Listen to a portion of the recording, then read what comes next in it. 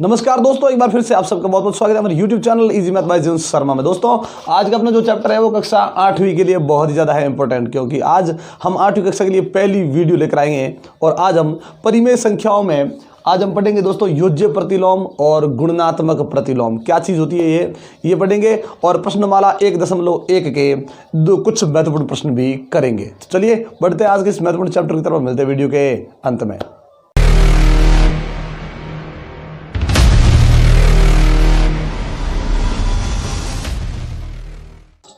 दोस्तों इस चैप्टर को शुरू करने से पहले हम आपको ये बता देते हैं कि इससे पहले हम परिमेय संख्याओं के बारे में, प्राकृतपूर्ण पूर्णांक संख्याओं के बारे में एक वीडियो ला चुके हैं और उसकी लिंक हम नीचे डिस्क्रिप्शन में दे रहे हैं। दोस्तों जो भी 8वीं क्लास का जो भी विद्यार्थी है उस वीडियो को पहले ज़रूर देखें और उस वीडियो को देखने के बाद में ही इस वीडियो को देखें, क्योंकि उस वीडियो में आपको ये समझाया गया है कि आखिर ये परिमेय संख्या क्या होती है और उसे समझने के बाद ही दोस्तों आपको ये प्रश्न है वो समझने हैं। और आज हम जैसे पढ़ेंगे योज्य प्रतिलोम और गुणात्मक प्रतिलोम ये क्या चीज होती है। तो चलिए शुरू करते हैं।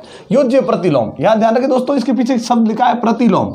ये प्रतिलोम शब्द जो है जैसे हम हिंदी में पढ़ते हैं विलोम शब्द, उसी प्रकार से प्रतिलोम है। तो वहां विलोम का अर्थ होता है उल्टे अर्थ वाला, यानी जो विपरीत अर्थ बताता हो उसे प्रतिलोम कहते हैं।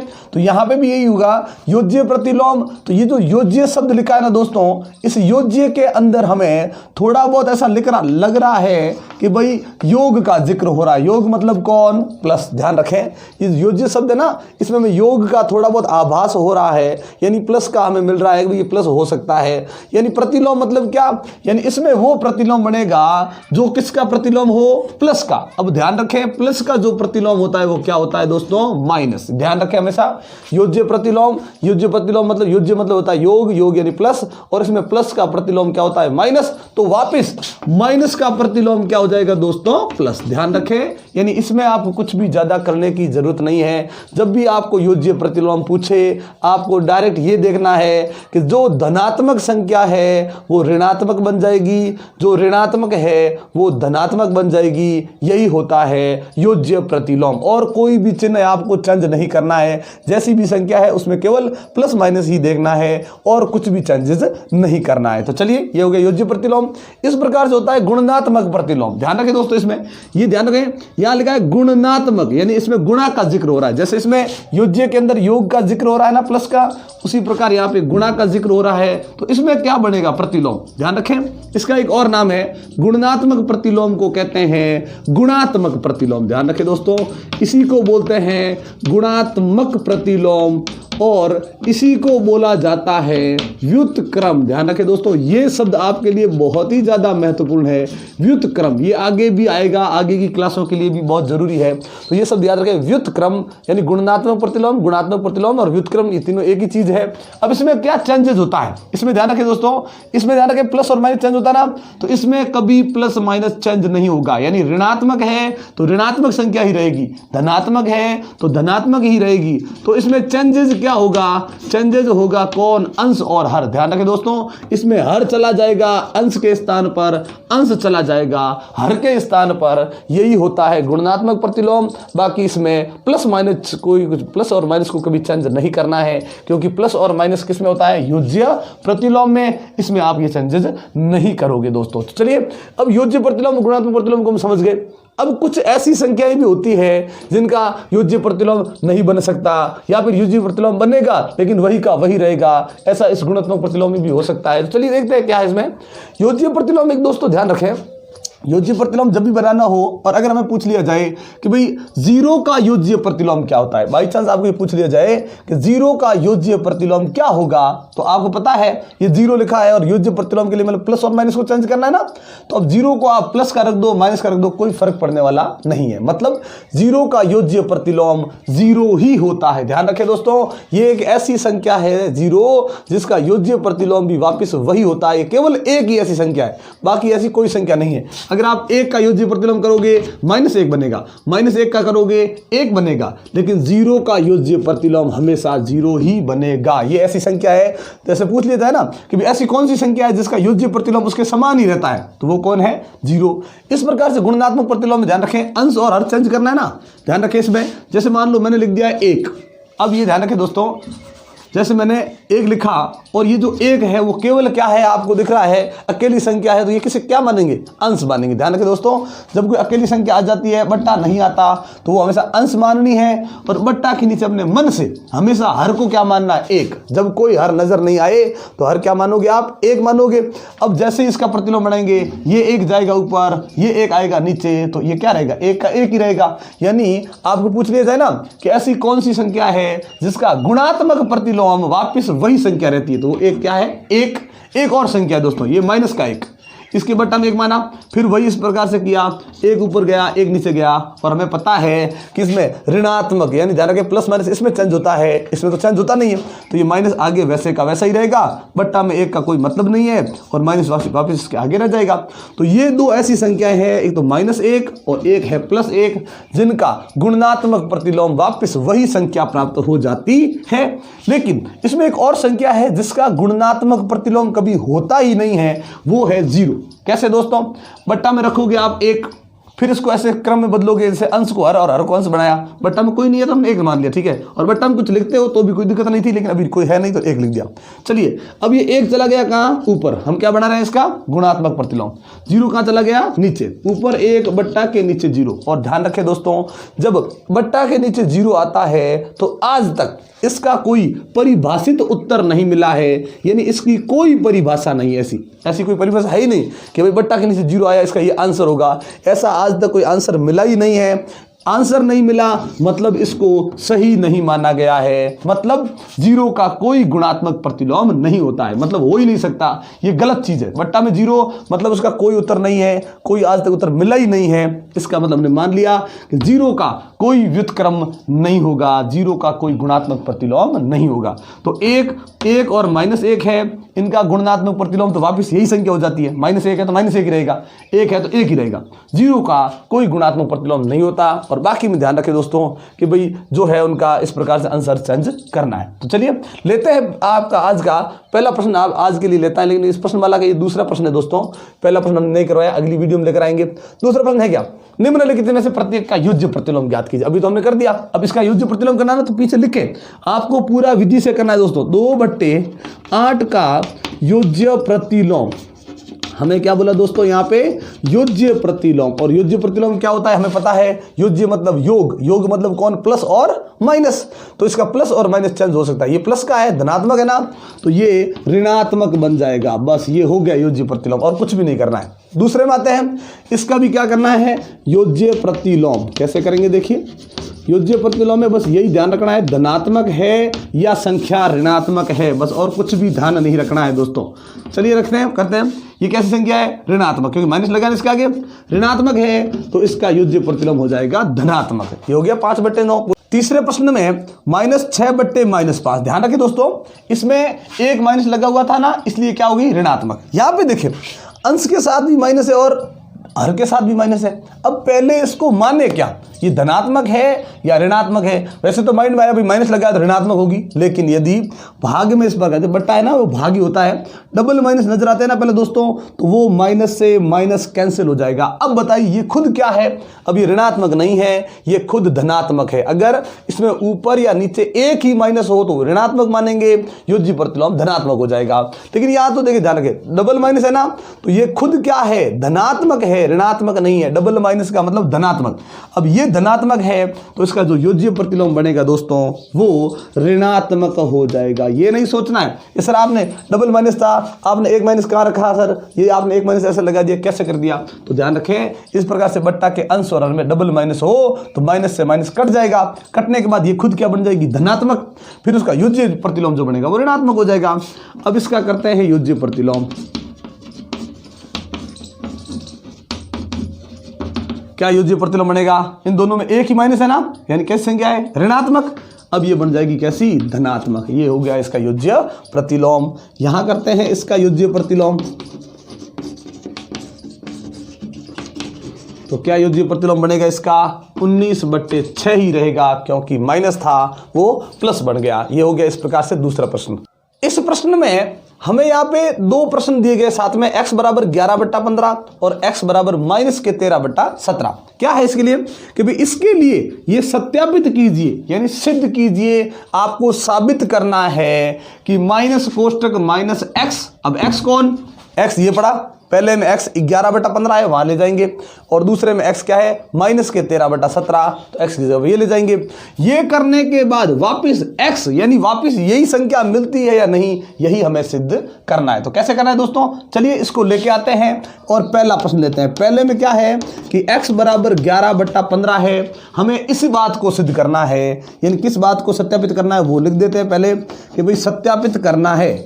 क्या सत्यापित करना है, देखिए हमें यह सत्यापित करना है कि माइनस कोष्टक माइनस x बराबर x, यानी इसमें मान रखने के बाद में वापस ये जो x दिया गया है वही वापस प्राप्त होता है या नहीं। तो हमें करना क्या है, हमें केवल इसको ही यहां लेना है। ध्यान रखें दोस्तों, ये आ गया ना, केवल इसको ही लेके सरल करना है। कैसे करेंगे, ये माइनस रख दिया, ध्यान रखें दोस्तों, फिर क्या लगा है कोष्टक, ये कोष्टक, फिर क्या रखा है माइनस, तो फिर माइनस, फिर क्या लिखा है x।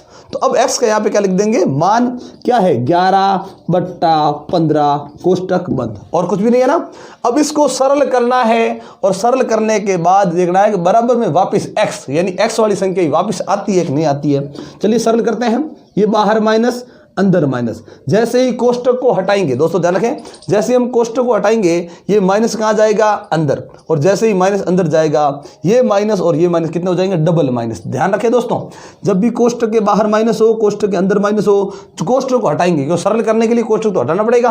अब कोष्टक जैसे हटाएंगे डबल माइनस क्या बन जाएगा, प्लस का बन जाएगा 11/15। मतलब देखिए दोस्तों कि हमने यहाँ पे x का जो मान रखा था वापिस हमें वही प्रश्न वाला x वाला मान प्राप्त हुआ या नहीं, प्राप्त हो गया दोस्तों। तो हम लिखेंगे अतः माइनस कोष्टक माइनस x बराबर x, यानी दोस्तों हमें इस प्रकार से x का मान रखा है यहाँ पे इसके अंदर और हमें वापस उत्तर मिला वही x वाला मान मिल गया है, यानी ये प्रश्न हमारा क्या हो गया है दोस्तों, अतः ये सत्यापित है। इस प्रकार से हमने ये सत्यापित कर दिया है, अतः ये सत्यापित है। अब दूसरे में आते देखिए, दूसरे में क्या है, हमें x का मान क्या दे रखा है, -13/17, 13/17 दे दिया है, कोई दिक्कत नहीं। अब इसमें क्या सत्यापित करना है वो वापस लिखेंगे कि भाई सत्यापित करना है, क्या सत्यापित करना है भैया, माइनस कोष्टक माइनस x बराबर x।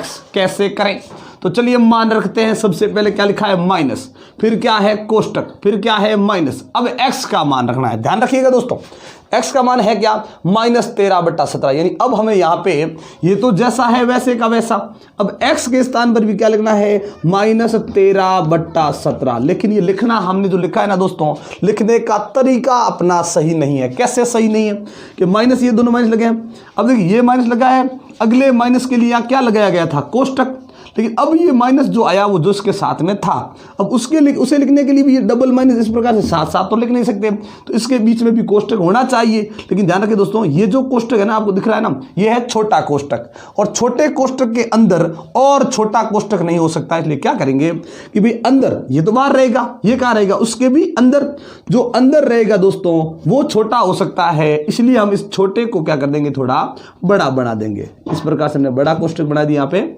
और ये वापस इसको कर दिया दोस्तों बंद। ध्यान रखें कुछ भी नहीं किया हमने, x का मान रखा ना, ये माइनस था, ये माइनस था, ये तो पहले थे ही, ये x ये जो मान रखा ना वो भी माइनस का आया, उसे भी कोष्टक में बंद करना पड़ेगा। इसलिए उस छोटे कोष्टक के स्थान पर जो सिद्ध करने के लिए छोटा कोष्टक है ना, ये इसे बड़ा कोष्टक बना दिया। देखते हैं सरल करते क्या आता है। सबसे पहले क्या करेंगे, अंदर वाला हटाएंगे, ये माइनस का माइनस, ये कोष्टक का कोष्टक, वैसे का वैसा, अंदर वाला पहले हटाएंगे। अंदर वाला पहले हटाएंगे तो क्या करेंगे, अंदर वाला पहले हटाते ही बाहर माइनस अंदर माइनस, कितने माइनस हो गए, डबल माइनस होते ही ये उत्तर किसका बन जाएगा दोस्तों, प्लस का। अब ये कोष्टक हटाते हैं, जैसे ही ये कोष्टक हटाएंगे ये 13/17 तो है ही। अब दोस्तों देखिए इसके आगे केवल एक ही माइनस है ना, डबल माइनस होने से तो प्लस बन गया, लेकिन अब सिंगल माइनस है तो माइनस ही आएगा। मतलब दोस्तों जो सत्यापित करना था वो वैसा का वैसा बड़ा कि नहीं बड़ा। देखते हैं, इसमें मान रखा, फिर बराबर में जो उत्तर आया वो x वाला उत्तर आया या नहीं आया ना, x वाला आ गया ना, तो हम लिखेंगे अतः, यहाँ पे दोस्तों लिखेंगे माइनस कोष्टक माइनस x बराबर x, जो प्राप्त करना था वो प्राप्त हो गया, और अतः ये सत्यापित है। अब इस प्रश्न में दोस्तों निम्नलिखित के गुणात्मक प्रतिलोम ज्ञात कीजिए। अभी हमने समझा था ना गुणात्मक प्रतिलोम क्या चीज होती है। अब वही करना है, हमें क्या करना है, इसमें अंश को हर बनाना है और हर को अंश बनाना है और कुछ भी नहीं करना है। चलिए इसमें चलते हैं। अब पहले प्रश्न में हमने क्या देखा, ये अकेली संख्या आ गई, बट्टा तो आया ही नहीं। और मैंने बताया था आपको दोस्तों, जब भी किसी में बट्टा ना हो उसके नीचे बट्टा मान के मन से एक रख दो। अब हमेशा एक रख सकते हो, जिसके नीचे कोई नहीं है उसके नीचे आप एक रख सकते हो। अब हम इसका बनाएंगे गुणात्मक प्रतिलोम, तो ये अंश हर में चला जाएगा, हर अंश में चला जाएगा, तो ये आ गया 1/13। अब दोस्तों आधे से ज्यादा बच्चे समझते हैं ये अपना सही हो गया, लेकिन दोस्तों गलत है अभी तक, क्योंकि ये कैसी संख्या है, ऋणात्मक, माइनस है ना। तो माइनस का क्या ये प्लस बनेगा, नहीं बन सकता। माइनस का प्लस कैसे बनता है, योज्य प्रतिलोम है, यहां पे नहीं बनेगा। ये माइनस वैसे का वैसा ही रहेगा। लेकिन अगर आप चाहो तो इस माइनस को 13 के साथ नीचे लिख सकते हो, इस माइनस को ऊपर लिख सकते हो, इस माइनस को आगे लिख सकते हो, लेकिन हटा नहीं सकते। तो ये माइनस है, हम यहाँ पे लिख देते हैं, कोई दिक्कत नहीं। तो माइनस के 1/13 हो गया दोस्तों इसका गुणात्मक प्रतिलोम। चलिए आते हैं यहाँ पे -13/19 है, कुछ भी नहीं करना है। 19 चला गया ऊपर, 13 नीचे, और माइनस वैसे का वैसा लिख दो। इस माइनस को आप ऊपर नीचे कहीं भी लिख सकते हो दोस्तों। यहाँ 1/5 गुणात्मक प्रतिलोम करना है। 5 कहाँ जाएगा, ऊपर, 1 कहाँ आएगा, नीचे। अब दोस्तों देखिएगा, 5 ऊपर है, बट्टा के नीचे 1 है, तो अभी तो हमने यहाँ देखा था ना कि माइनस के 13 ही लिखा हुआ था, बट्टा तो 1 तो हमने माना है। अब माना मतलब ये लिखना जरूरी नहीं है, मानोगे तो भी दिक्कत नहीं, नहीं मानोगे तो भी कोई दिक्कत नहीं है, लेकिन ये बनाने के लिए हमें मानना पड़ा और इस प्रकार से मान के हमने रख दिया। अब यहाँ बट्टा में 1 गया, इस बट्टा 1 को लिखना जरूरी नहीं है दोस्तों। ये हो गया इसका क्या, गुणात्मक प्रतिलोम 5। यहाँ आते हैं, इसका गुणात्मक प्रतिलोम करना इस पूरे का। तो आपको दोस्तों क्या करना है, अगर आप इसका गुणात्मक प्रतिलोम पहले इसको सरल करने के बाद में करते हो तो भी कोई दिक्कत नहीं, इसका गुणात्मक प्रतिलोम बनाने के बाद में सिद्ध करते हो, सरल करते हो तो भी कोई दिक्कत नहीं। चलिए तो हम ऐसा करते हैं, पहले इसको सरल कर देते हैं। यहीं पे सरल करेंगे तो 5 तिये ये 15 हो गए, और ये 8 7 56 हो गए दोस्तों। ऊपर तो बन गया क्या, 15, नीचे क्या बन गया, 56। और जैसे ही हमने इनका गुणा किया, दोनों के आगे माइनस था। ध्यान रखें, जब दो संख्याओं का आपस में गुणा करते हैं, दोनों ही माइनस की हो, तो उसका गुणा डबल माइनस की वजह से गुणा किसका बन जाएगा, प्लस का बन जाएगा। ये ध्यान रखें। तो ये अभी तक इसका गुणा बना है, गुणात्मक प्रतिलोम नहीं बना है।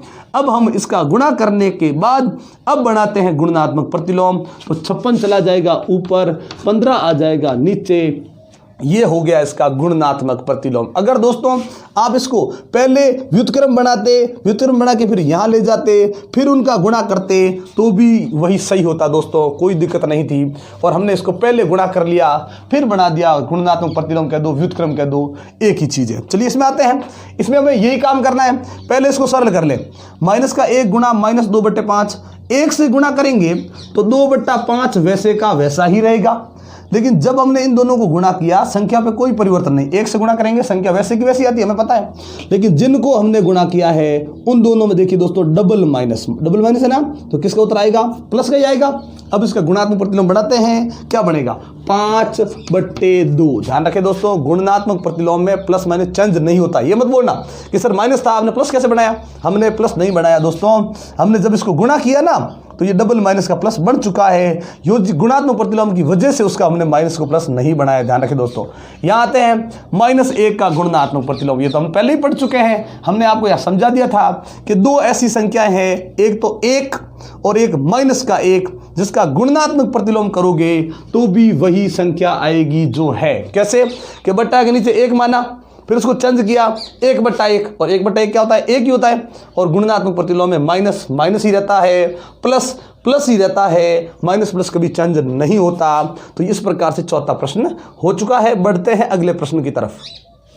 6 नंबर के प्रश्न में दोस्तों क्या है कि 6/13 को -7/16 के व्युत्क्रम से गुणा कीजिए। यानी 6/13 को -7/16 का जो व्युत्क्रम बनेगा ना, उससे गुणा कीजिए। यानी पहले क्या करेंगे हम, -7/16 का क्या कर लेंगे दोस्तों, व्युत्क्रम कर देंगे। अब हमने पढ़ लिया था व्युत्क्रम कौन होता है, व्युत्क्रम होता है गुणात्मक प्रतिलोम, जिसमें अंश और हर चेंज होते हैं, प्लस और माइनस चेंज नहीं होते। तो करेंगे तो 16 ये बट्टा में हो गए 17, ये ऋणात्मक संख्या है, ऋणात्मक ही रहेगी। धनात्मक होती तो धनात्मक ही रखते। क्यों लिखा है ना दोस्तों, 6/13 को -7/16 16 के व्युत्क्रम से गुणा कीजिए, इसके व्युत्क्रम से गुणा करना है, इसका पहले व्युत्क्रम बनाएंगे फिर अब ले जाकर क्या कर देंगे, गुणा कर देंगे। किसको गुणा करना है, 6/13 से गुणा करना है किसको, इसके व्युत्क्रम से। इसका व्युत्क्रम क्या बना, माइनस के 16/17। अब गुणा में जब ऋणात्मक संख्या आए तो उसे इस प्रकार से कोष्टक में बंद कर देना है। दोस्तों करते हैं गुणा। गुणा में एक नियम और है दोस्तों कि अगर कोई भी अंश और कोई भी हर, ये 6 और 16 माइनस के 16 ना, ये इन 13 और 17 ये दोनों अगर आपस में एक ही पहाड़े में आए तो उनको आप काट सकते हो। एक ही पहाड़े में आए तो 6 2 और 3 के पहाड़े में आता है, 6 के पहाड़े में आता है। यहाँ नीचे ऐसी कोई संख्या नहीं जो 2 के पहाड़े में आए या 3 के पहाड़े में आए या 6 के पहाड़े में आए, नहीं कटेगी। 16 2 के पहाड़े में आता है, 4 के पहाड़े में आता है, 8 के पहाड़े में आता है, 16 के पहाड़े में आता है। लेकिन नीचे वाला कोई भी 2 के 4 के 8 के 16 के पहाड़े में नहीं आता, मतलब काटेंगे ही नहीं। अब नहीं काटेंगे तो क्या कर लें, गुणा कर लें। 16 को 6 से गुणा कर दिया, ये हो गए 96 और 13 को 17 से गुणा तो 17 आती है। ये 51 का 1 हासिल की, 5 लग गई 17 एकम 17, 17 और 5 कितने हो गए, ये हो गए 22। लेकिन इन दोनों के गुणा में एक संख्या माइनस की है तो ये उत्तर माइनस का आएगा। अगर दोनों ही माइनस की होती तो डबल माइनस की वजह से प्लस का उत्तर आता। कुछ भी नहीं किया, इन दोनों को गुणा कर दिया आपस में, इन दोनों को अपने आपस में गुणा कर दिया। कटते तो अंश और हर एक ही पहाड़े से काट देते। तो इस प्रकार से ये प्रश्न का उत्तर हो गया। अब 8वां प्रश्न क्या है दोस्तों, यहां ध्यान से समझिएगा दोस्तों, ये सबसे ध्यान से समझने वाला प्रश्न यही है 8वां, और आगे 9वां जो प्रश्न हम लेकर आएंगे इसी वीडियो में, वो दोनों बहुत ही ज्यादा महत्वपूर्ण है। क्यों महत्वपूर्ण, सुन देखो, क्या -1 सही 1/8 का गुणात्मक प्रतिलोम 8/9 है। मतलब हमें संख्या भी दे दी, साथ में एक गुणात्मक प्रतिलोम भी दे दिया, और हमें पूछा क्या ये इसका गुणात्मक प्रतिलोम है, क्यों अथवा क्यों नहीं। अगर है तो क्यों है, अगर नहीं है तो क्यों नहीं है। अब दोस्तों ये प्रश्न, इतनी देर जो हमने प्रश्न किए थे उन सबसे अलग है। उन सब में हमें व्युत्क्रम या गुणात्मक प्रतिलोम ज्ञात करना था, यहाँ पे ज्ञात नहीं करना है। जो संख्या है उसके एक गुणात्मक प्रतिलोम का जिक्र नहीं है, गुणात्मक प्रतिलोम दिया हुआ है, हमें तो केवल यह बताना है कि ये इसका गुणात्मक प्रतिलोम है या नहीं। अब कैसे पता चलेगा कि है या नहीं, तो ध्यान रखिए दोस्तों, ऐसी कंडीशन में आप क्या करना है, जो आपको संख्या दे रखी है वो संख्या ले लो, इसका जो भी गुणात्मक प्रतिलोम प्रश्न में दे रखा है वो ले लो और दोनों का गुणा कर दो। कुछ भी नहीं करना है दोस्तों, हमेशा आपको ये काम फिक्स रखना है कि जब कोई संख्या और उसके साथ में उसका गुणात्मक प्रतिलोम दे दे और फिर पूछे कि वो है या नहीं और क्यों है या फिर क्यों नहीं है, तो उसको सीधा उन दोनों का गुणा कर दें। अब गुणा में हमने क्या देखा, ये एक मिश्रित भिन्न है, ये मिश्रित भिन्न नहीं है। तो पहले हम क्या करेंगे, इस मिश्रित को अनुचित बनाना पड़ेगा। माइनस तो माइनस रहेगा, 8 एकम 8, 8 एकम 8 हो गया, फिर एक जुड़ गया, क्या बन गया 9, ये बट्टा में हो गए 8 के 8। ध्यान रखिए दोस्तों, मिश्रित भिन्न में 8 एकम 8, फिर उस एक को जोड़ दें, ये 9 बनेगा, बट्टा में जो है वो वैसे का वैसा। अब गुणा में क्या आया, 8/9। अब गुणा में नियम मैंने बताया था दोस्तों, अभी यहाँ पे अगर कोई कटता है तो काट लें। ये देखिए दोस्तों, अंश में भी 9, हर में भी 9, तो खुद के पहाड़े से एक एक बार कट जाएगा। ये हर में 8, ये अंश में 8, ये एक एक बार खुद के पहाड़े से कट जाएगा। 8 एकम 8, 8 एकम 8, 9 एकम 9, 9 एकम 9। हमेशा गुणा में अंश और हर आपस में कट सकते हैं अगर एक ही पहाड़े में आए तो क्या बचा दोस्तों, यहाँ देखिए आगे क्या बचा है, माइनस गुणा 1 एकम 1 ही बनेगा, बट्टा के नीचे भी 1 बना, बट्टा के नीचे 1 का कोई मतलब नहीं। हमने संख्या को जो उसका गुणात्मक प्रतिलोम प्रश्न में दिया गया था उन दोनों को गुणा किया, गुणा करने से हमें क्या प्राप्त हुआ दोस्तों, -1। तो इसका मतलब ये लिखेंगे हम कि अतः -1 सही 1/8 का गुणात्मक प्रतिलोम, ध्यान से सुनिएगा दोस्तों, ध्यान से समझिएगा, गुणात्मक प्रतिलोम 8/9 नहीं है। ध्यान रखें दोस्तों। अब आपको सर कैसे नहीं, आपको कैसे पता चला, तो उसका हम कारण बता रहे हैं आपको। गुणात्मक प्रतिलोम 8/9 नहीं है। अब क्यों नहीं है उसका कारण देखिए दोस्तों, क्योंकि किसी संख्या का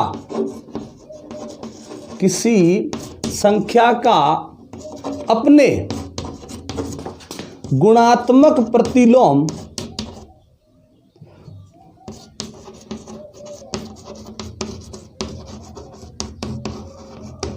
से, किसी भी संख्या का अपने गुणनात्मक या गुणात्मक प्रतिलोम से गुणनफल, यानी जब गुणा करते हैं तो उसका गुणनफल हमेशा एक होता है, ये याद रखें, हमेशा एक होता है। अब आपको सर एक है ना, नहीं एक कहाँ है, ये क्या है, माइनस का एक। अगर इसमें ध्यान रखें दोस्तों, कोई भी आपको इस प्रकार से दो संख्या दे दी, आपने उनका गुणा किया, गुणा करने के बाद सरल करते गए, सरल करने के बाद केवल एक ही बचता है, तो वे दोनों आपस में गुणात्मक प्रतिलोम है। लेकिन अगर उनमें एक नहीं बचा, एक के अलावा कुछ भी बच गया, चाहे माइनस हो चाहे प्लस हो, वो आपस में गुणात्मक प्रतिलोम कभी हो ही नहीं सकते, क्योंकि जो आपस में गुणात्मक प्रतिलोम होते हैं उनका गुणा करने पर हमेशा एक प्राप्त होता है। ये जरूर याद रखें। जब भी आपको पूछ लिया जाए ना कि जब किसी संख्या को उसके गुणात्मक प्रतिलोम से गुणा करते हैं तो क्या प्राप्त होता है, तो हमेशा याद रखें, हमेशा एक ही प्राप्त होगा। क्योंकि हमें पता है कि भाई गुणात्मक प्रतिलोम में क्या होता है, केवल अंश और हर ही चेंज होते हैं ना। जो भी है, जैसे 8/9 लिखा है तो 9/8 हो जाएगा, गुणा करेंगे 9 से 9 कटेगा, 8 से 8 कट जाएगा, तो हमेशा क्या प्राप्त होगा, एक ही प्राप्त होगा। ये ध्यान जरूर रखें। और ये यहाँ पे माइनस का एक प्राप्त हुआ ना, इसीलिए हमने बोला कि ये गुणात्मक प्रतिलोम नहीं है। अब इस प्रश्न में दोस्तों, क्या 3 सही 1/3 का गुणात्मक प्रतिलोम 0.3 है? क्यों होता, क्यों नहीं? यही 8वां प्रश्न सेम है दोस्तों, ये इसी प्रकार से पूछा गया है। तो सबसे पहले हम क्या करेंगे दोस्तों, हमने आपको बताया था कुछ भी नहीं करना, जो संख्या है जो उसका गुणात्मक प्रतिलोम दे रखा है उन दोनों को आपस में गुणा कर ले, बस कुछ भी नहीं करना है। 3 सही 1/3 गुणा में क्या लिख दे, 0.3। अब इस गुणा को सरल करना है। सरल करने के लिए यहाँ पे देखिए मिश्रित भिन्न होती थी तो हमने क्या बनाया उसको, अनुचित। यहां पे भी मिश्रित है, अनुचित बनाए। 3 तिये 9 और 1 कितने हो गए, 10। और बट्टा में कितने आ गए दोस्तों, 3 तिये 9 और 1 10। ऋणात्मक नहीं है, ऋणात्मक बढ़ाएंगे नहीं, क्यों बढ़ाएंगे, आप ऋणात्मक थी, ऋणात्मक लिखा था। गुणा में देखिए दोस्तों कैसे संख्या, दशमलव संख्या। जब गुणा में दशमलव संख्या आई तो पहले उसका दशमलव हटा दे। दोस्तों ध्यान रखें, जैसे 0.3 लिखा है ना, हम जैसे ही उसका दशमलव हटाएंगे, बट्टा के नीचे ध्यान रखें, दशमलव के स्थान पर 1 आएगा। दशमलव के पीछे यदि अब 1 अंक है तो 1 0, दशमलव के पीछे 2 अंक होते तो 2 0, 3 अंक होते तो 3 0, लेकिन दशमलव के पीछे एक ही अंक है ना तो 1 0 लगा। ऊपर क्या बना, 0 3, क्योंकि दशमलव हटा दिया हमने। जैसे ही हटाया 0 3, और 0 3 में आपको पता है संख्या के आगे 0 का कोई मतलब नहीं होता, तो केवल क्या बनेगा, 3, और बट्टा में क्या आ जाएगा, 10। हमने दशमलव हटा दिया तो बन गया 3/10। ये 3 से ये 3 खुद के पार्ट से कटा, 3 एकम 3। गुणा में ही करता है अंश और हर। ये 10 और ये 10, 10 एकम 10, 10 एकम 10, गुणा कर दो। 1 का गुणा किया 1, फिर नीचे 1 का गुणा किया 1 ही आएगा, और बट्टा के नीचे 1 का कोई मतलब नहीं है। तो क्या उत्तर मिला हमें मिल गया यहाँ पे 1। जैसे ही हमें 1 मिला, हम क्या लिखेंगे कि अतः 3 सही 1/3 का गुणात्मक प्रतिलोम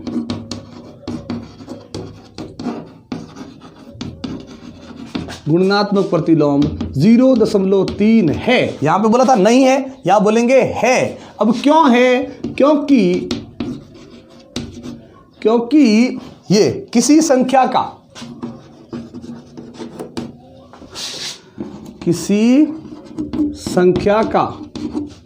अपने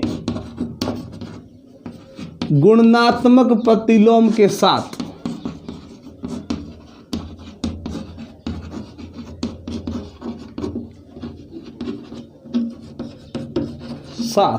गुणा करने पर या साथ गुणनफल, गुणा करने के बाद जो भी गुणनफल आएगा वो हमेशा 1 होता है।